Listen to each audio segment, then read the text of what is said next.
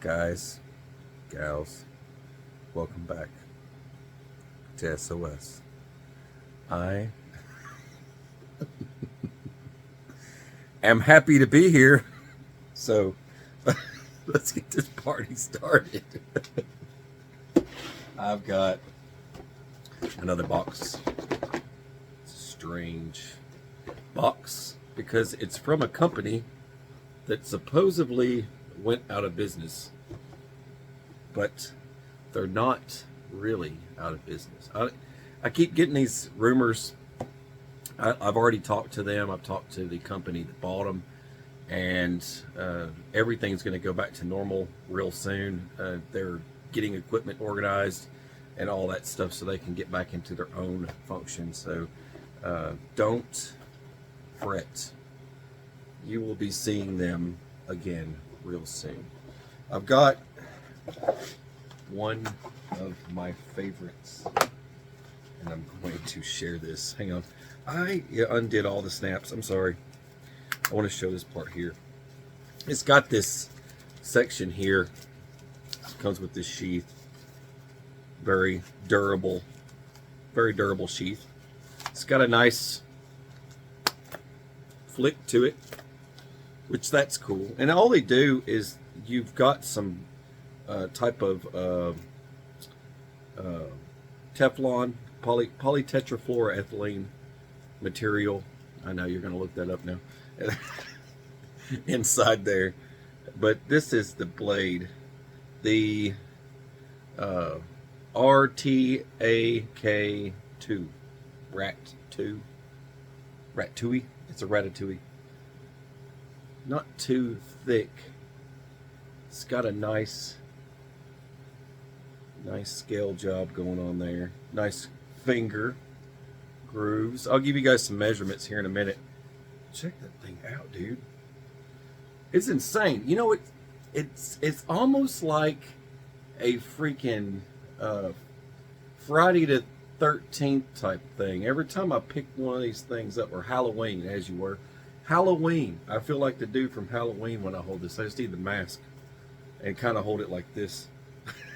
Doesn't it feel, it kind of looks like a kitchen knife in a way, but it's like a really big monster machete kitchen knife.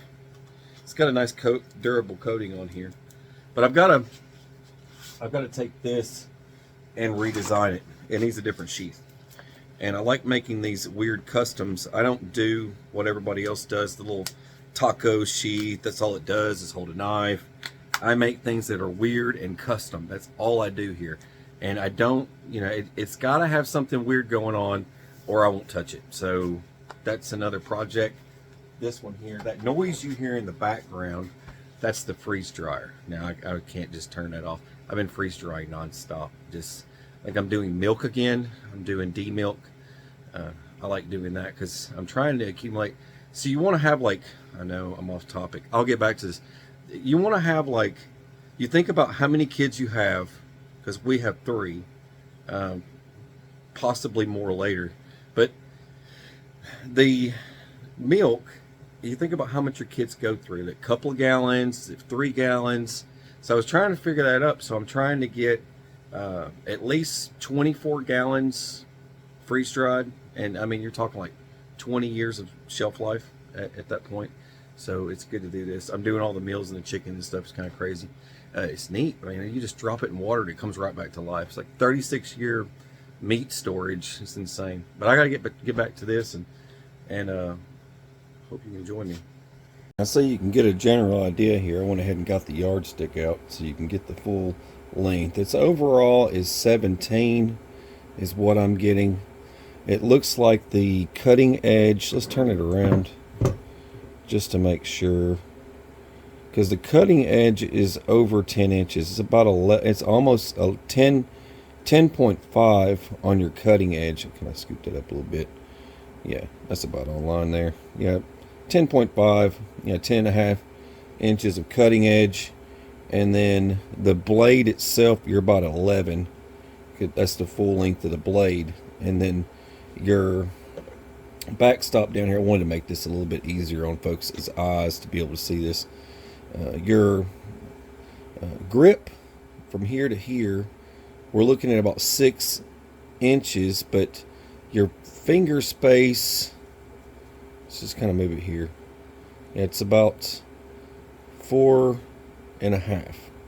So 4.5, meaning that's about what kind of hand you're going to need. And you can measure your own hand to decide if that's something you want to be able to grab. If your hands are too big for that, then you know what I mean, you'd get something else. But I'm assuming about 5-inch space there. If you had a big monster hand, you could handle this thing just fine. So it's always good to know somebody's actually showing you the numbers in front of you before you decide to get something like this. They make a lot of knives like this. There are knives in comparison to this, and when I have those, they'll be in the drop down link below that you can click on if you can't find the OKC knife that I'm showing here, because there's many knives that are similar to this one. All right, I'm going to get started, and let's get this rolling. Let's figure out what kind of chaos this is going to become. Now, I already know I'm going to go crazy on this design, and I want to share one thing everybody always asks me about is these molds. Now, I have a whole variety of these made up from old plywood, boards, and I keep every one of them. Each one of them is from a different project, and typically every knife that we get tends to have the same kind of shape. So putting a blade like this in another sheath like I used for another project, it was the exact same size. So I just reuse everything. Now, how I do it, I adjust for like different blade sizes and things like that, but I just use these. I put my screws in, and it compresses it while it's wet, and then it dries, and then it comes out and it pops out just like that. And a shorter blade, I would just use this portion or whatever, but sometimes if the width is correct and the blade is correct, and I use that same template. So I just keep these stacked up in the corner. That's typically what I do. But anyways, let's see. And see, it'll still be kind of stuck on here, and I cut off all this excess. I try not to leave too much material on there, but sometimes I get a little carried away. And then people will complain, dude, there's too much material there. You know, and I just clean this up, some of the dust off or whatever. And this will just go right back together in the corner. You got to have space. If you're going to make some of these, you need to have space in these to vary for, you know what I mean, your space it's got to pull over. If it's married perfect to the wood like this, you're not going to get the leather to squeeze through there. So you've got to have enough space for the leather to actually be able to squeeze through. You can do bolts too. I've had to do a couple leather projects where they're really huge, and I had to use bolts, but I typically put those back in their little home, and I move on. So this is going to get crazy. Now these aren't featuring the rest of the items that go with this, so like there's going to be some different stuff going on here, flaps and whatnot. But I got a whole mess ton of stuff. This is going to require a lot of work, and I'll get to that in a minute. That's a little one. It's a big one. And these, just imagine, these will be all nice and cut straight and even, and have little flaps going here and there, and I might include some rings and clips and doodads. So I don't know where I'm going with this, and I got to incorporate all kinds of stuff. So I'm going to share that with you real quick. Hopefully I have most of this set up for you to view. Now, I play around with a lot of different stuff, fire making stuff. I've got my beads here to make my pace counter. I threw some band-aids up here. Water purification tablets, water purification. There's your bag, Whirlpack. They make great bags. There's that. Even got some aluminum foil here for signaling and whatnot, and you can even use it for all kinds of stuff. This is some wax tear-off paper you can start fire with. I've been known to use, this is solenoid, however that is, but with a guitar pick. You can use a guitar pick to start a fire. Most people don't know that, but solenoid is very flammable material. I just want to get a little bit off here. see how much I can kind of take off without, I don't want to destroy the guitar pick. See if we can get a little bit. I don't want this taking too long.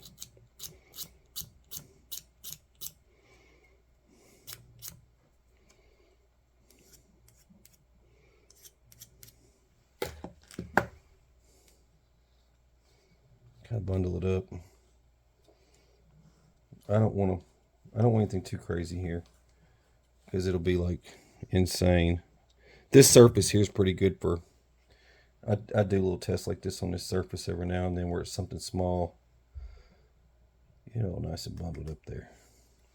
And you could typically use a ferro rod or whatever, but I want you to be able to see. And this is an electric. Let's see if this will work. There it goes. See how flammable that is? Just imagine if you had to light that whole pick. I mean, it's just, it's a big flame. It's huge. Most people don't know it. Another thing that I like messing with is some of this other stuff. I've got, these are my tear-offs from stuff. I've got some wrapped around here, you see. This is like a type of goon tape. This stuff here. Most people use it on firearms. Nice grip. I like it on firearms. I'll use it on revolvers and stuff like that. It gives you a nice tight grip. And I love these. I use this stuff for all kinds of stuff. They make it in different variety of different colors. I go with camo. I like camo. It's very outdoorsy. But this is some of that stuff for you guys out there, just so you're aware, because I know most people don't run tests like this, but I test stuff like this all the time to see, hey, I wonder if that stuff's flammable. So here's another one here. This is just the same. This is the same stuff, this and that. Once again, let's just give it a light. See how it looks? It's like a candle. Very black, very tarry, but it's like a candle. It's very survival. So if you needed to, you could tear off a piece of that goon tape. Boom. Most people don't like carrying like duct tape, and there's always a scrutiny about duct tape being flammable. Duct tape is flammable. You got to do it the right way. You got to tear it up into finer slices. There's always an argument. So the non-survivalists, this video is more for your life hackers out there, all your little life hackers. Got to make sure you bring a magnifying glass. This has a variety of tools in it. This is one of my favorites here. It's got a flashlight and a little mini pocket knife, little mini scissors. It's got tweezers. It's got a like a pen. It's got an ink pen. All kinds of cool stuff, and a toothpick, I think, in there. So that's good to have with you. This is. Now, back to this real quick. This is rechargeable and also has a flashlight with many settings. That's glow-in-the-dark tape for people that are asking. In case you drop your stuff in the woods in the middle of the night, that's glow tape. When I was in the Marine Corps, I worked with the Navy a lot, and the Navy always had these really cool, if you want some mechanic, weird, crazy knowledge, your Navy cats are always the ones that hit up. So one of the things I always noticed that they messed around with a lot was anything that glowed in the dark. If it's a board ship, power goes out, you can't see anything, so everything's painted in either glow paint or glow tape. So this is that Navy glow tape for you guys and gals. You can buy that online. I use it for like all kinds of stuff, like my ammo can, or my I've got some of it. I guess lined, so it doesn't make a lot of noise. It doesn't make as much noise. But anyways, it's nice and lined in there. Anyways, rechargeable. And I want to incorporate this today.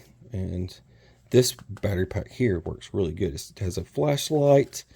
It works really good.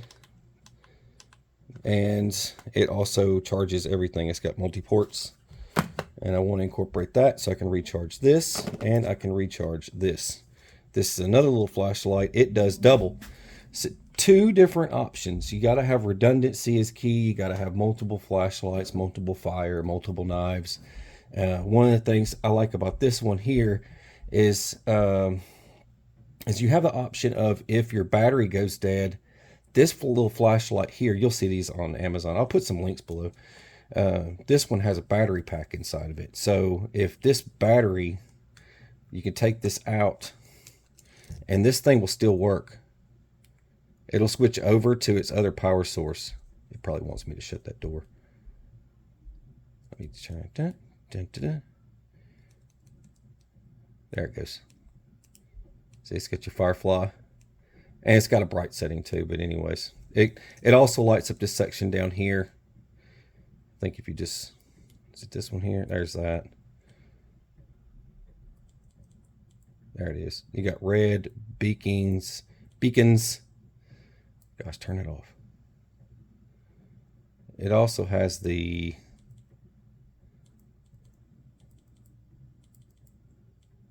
sorry. It does come on, trust me. I think it wants me to put the battery back in, but it goes to red. I think it's letting the world know that...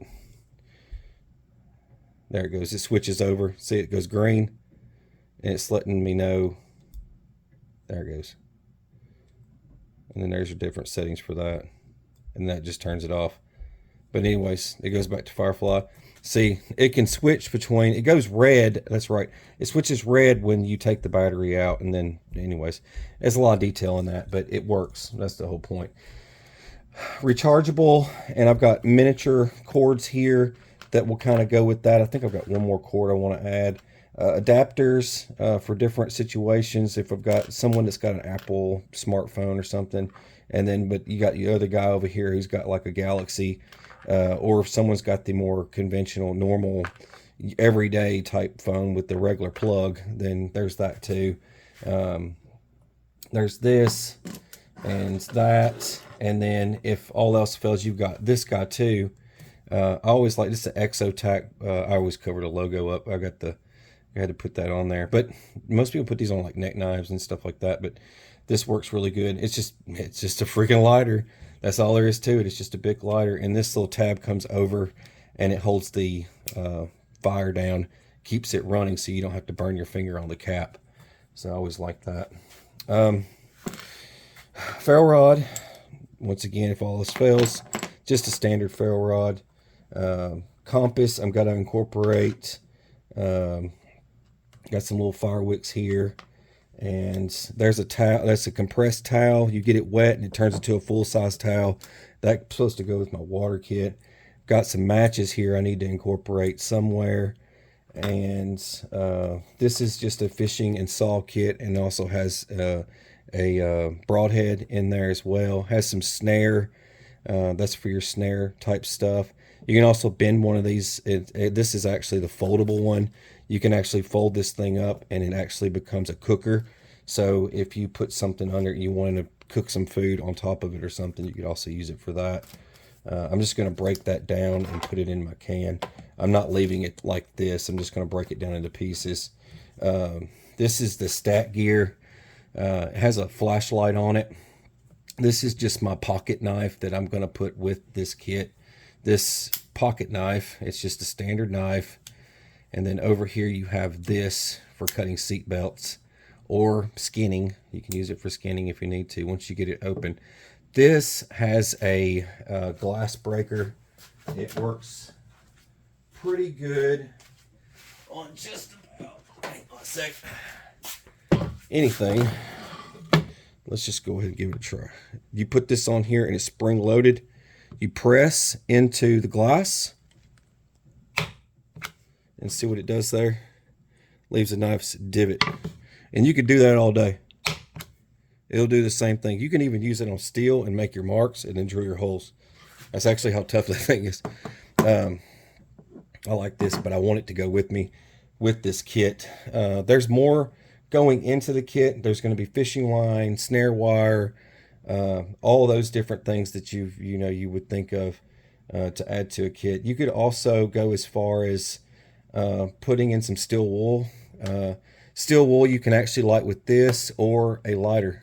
You can even use steel wool can actually even be struck with a ferro rod.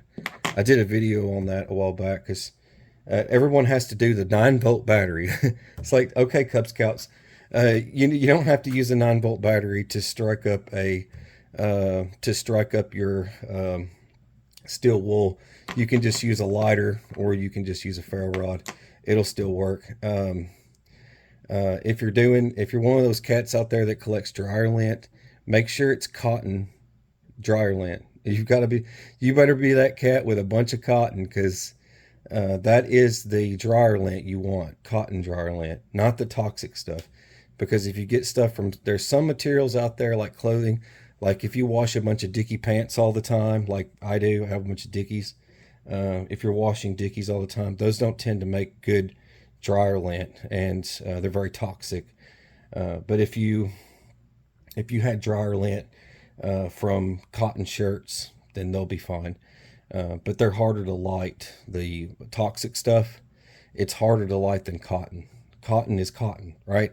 So we all make sense there. Just put two and two together. It's just like having those cotton balls that you put you put Vaseline on. You put Vaseline on a cotton ball, and then you strike it with a ferro rod, and it goes up like heat. It's pretty awesome, and that's like everybody's go-to. Just remember that. This is practically the same thing, and you can do that with your little wipes for makeup. Those round disc, you can go into the makeup section at Walmart and get a big bag of those things, and just drop them in some hot crayon wax. Get you some crayons, some old broken crayons, and just drip them suckers in there. You can add scented candles if you wanted to, but you can do all kinds of crazy stuff. The list goes on and on. That's for all you little life hackers out there. But anyways, this is what's up, and I still got some more stuff to add. I gotta get started on the sheath and finish this up.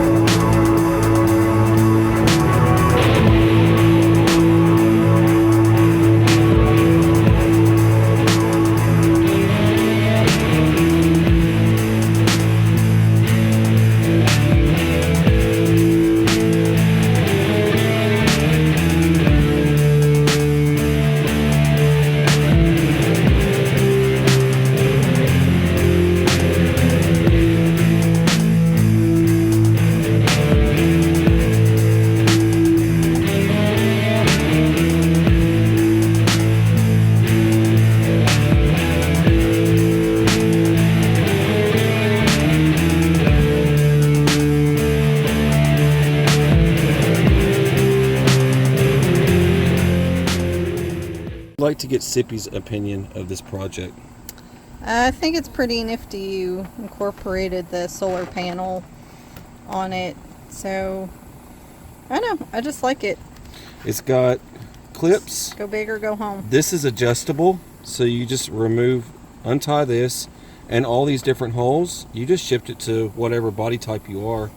And then here I went with the sailor shipboard wrap, so I went sideways with it, and I've shown that in several videos before where I do that. But that's quite a bit of paracord. You'd be able to make a fish net or shelter or whatever else you need to make from this paracord, because it's got snare wire, fishing wire, and fire tender cord and all that stuff. And I incorporated a whistle because it didn't have one.